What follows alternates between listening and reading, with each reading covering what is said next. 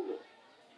أما بعد فاعلموا أن يومكم هذا يوم عيد لله عليكم فيه عوائد الإحسان ورجاء ليلة الدرجات والعفو والغفران. الله أكبر الله أكبر لا إله إلا الله والله أكبر الله أكبر لله الحمد. وقد قال رسول الله صلى الله عليه وسلم: إنا لكل قوم عيدا وهذا عيدنا. الله أكبر الله أكبر لا إله إلا الله والله أكبر الله أكبر لله الحمد. وقال رسول الله صلى الله عليه وسلم: فإذا كان يوم عيدهم يعني يوم فطرهم باء بهم ملائكة فقال: يا ملائكتي ما جزاء أجر وفى عملا؟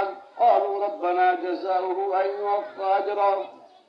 قال: ملائكتي عبيدي وإمائي قد فريضتي عليهم ثم خرجوا يعجوك إلى الدعاء وعزتي وجلالي وكرامي وعلوفي وارتفاع مكاني لأجيبن لهم فيقول: ارجعوا قد غفرت لكم وبدلت سيئاتكم حسنات.